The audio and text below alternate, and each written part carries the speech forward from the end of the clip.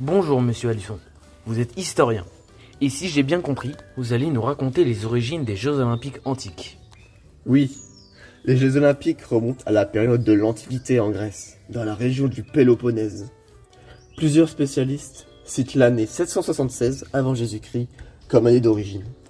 Ça remonte.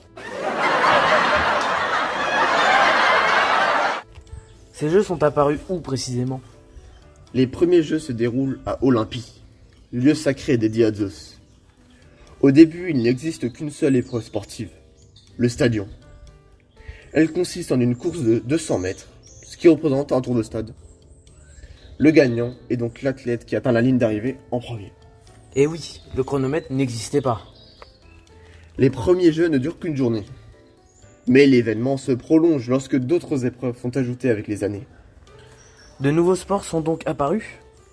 Oui, la course de 400 mètres est notamment ajoutée en 724 avant Jésus-Christ. Puis les épreuves de lutte, course de char, pentathlon, boxe. Il n'y a pas d'épreuve en équipe à cette époque. J'ai cru comprendre qu'il y avait une tradition durant les Jeux. Les Jeux Olympiques de l'Antiquité sont si importants qu'une tradition est instaurée au IXe siècle avant Jésus-Christ. L'Hékétchéria, aussi connue comme la trêve olympique. Lors de cette trêve, les guerres et les querelles sont suspendues. Cela permet aux athlètes et spectateurs de se rendre à Olympie en toute sécurité. Les historiens affirment que cette mesure est instaurée afin d'honorer le pèlerinage des individus qui se déplacent vers Olympie pour assister aux épreuves sportives.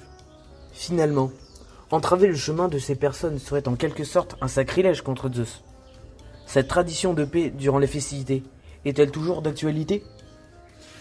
Eh bien malheureusement pas toujours. Par exemple, les Jeux de 1940 et 1944 furent suspendus à cause de la guerre. Dès leur création, les Jeux Olympiques se déroulent tous les 4 ans. C'est d'ailleurs toujours d'actualité. Si on fait un calcul, ça correspond à 293 Jeux antiques en tout. C'est bien ça. Ce n'est qu'en 1894 que le penseur et éducateur Pierre de Coubertin décide de recréer les Jeux Olympiques. Cette initiative provient d'une volonté à promouvoir la paix entre les peuples. 2 années plus tard, les premiers Jeux Olympiques de l'époque moderne prennent place à Athènes.